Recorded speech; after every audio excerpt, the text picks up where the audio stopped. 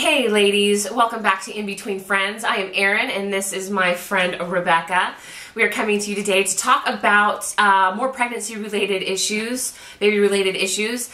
Specifically, we got a little email from a viewer who had a question about boundaries. Specifically, boundaries with extended families. This is my life these days. Not extended family boundaries, but just boundaries. In general. In general. And I feel like that's just such a key part of life. She was specifically talking about how her in-laws will just pop over. Hey, we're an hour away, we're gonna come over. Then they feel free to spend the night in their 2-bedroom condo where they already have one child and are expecting the second.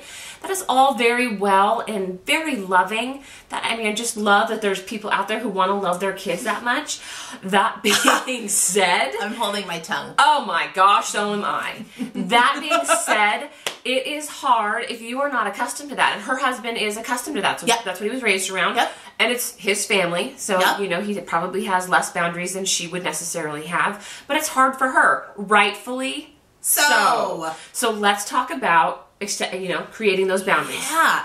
And you know what? Let's just call it what it is. There are some people who kind of take boundaries with being bad. Evil. I can't believe you blocked me out of your life. I tend to think that in my own head. But it's just mean. I feel so bad. Yeah.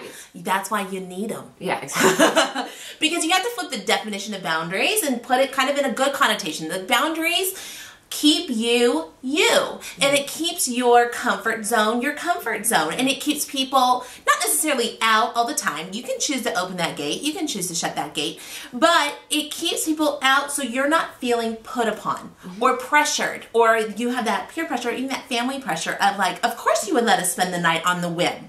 You know, meanwhile, our poor viewer is like, I'm dying. I don't know where to put my daughter. She's in the bedroom. They have to sleep in that bedroom. Now she's messed up.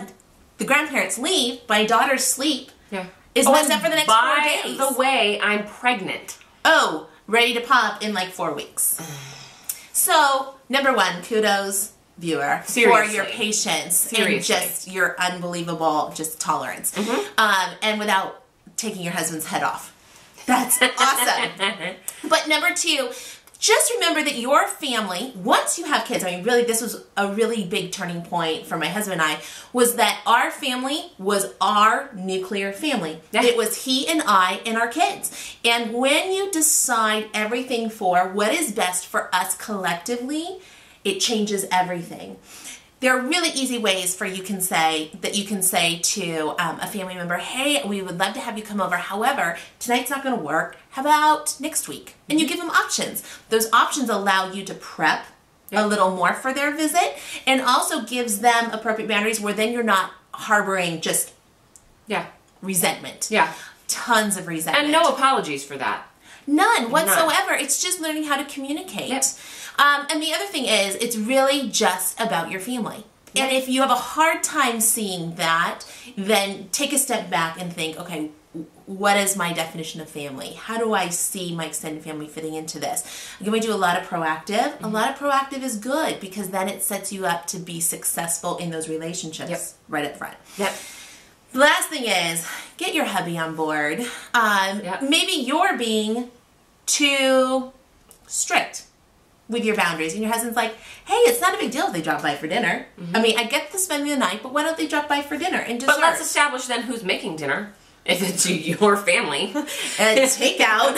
You know what I'm saying? Like, obviously you feel comfortable when I'm the one who's prepping the house, you know, making the dinner and then cleaning up after everybody. Yeah, totally. So let's chat. Totally. And once you have that conversation with your spouse, he can help be the gateway. I mean, we've talked about this before. I think it's super important that your husband be the liaison to his family. Yes. And you be the liaison to your family, because then you don't have that like, oh, my son-in-law, oh, my daughter-in-law. She did da-da-da. When you keep those relationships pretty clear, then you don't mix that in-law relationship up, which can be tense. Let's just face it. It can be tense. So we hope that helps with boundaries. I hope that, does that help? Do you get that? I mean, it helps me. I mean, I feel like I've got a great partnership with my husband anyways, in that you know, he is more of a champion for our nuclear family. Even before the dudes are born, he's very much, you are my family, that is it. Everybody else is the outer ring. And he never makes me feel guilty for wanting to maintain that either. So I feel fabulous in that, but that's where I just think communication is totally key. But that, I think the greatest thing too is just that idea of boundaries are good. That is necessary in life anyways. Totally. And just because you're establishing them with family doesn't make them bad. It makes it a little harder, you know, because they're closer to you, but definitely not bad. And they're just necessary for you. And this can totally also apply to friends. I mean, you've got those friends that drop by. Yeah. You may have to say, It should apply. You should have boundaries for everybody. Everyone. Everybody has their own specific boundaries. You know, even the most healthy relationships in your life should have boundaries. Yeah. So I hope that helps our viewer, and I hope that helps you. It definitely, like I said, helps me in just certain relationships that I deal with. We hope that your pregnancy is going well, and we hope that we ultimately hope to hear from you. Please leave your feedback below, or check out our website at www.inbetweenfriends.com. We'd love to have you as a subscriber, or even have you like this video. But ultimately, we'll check you next time. Bye.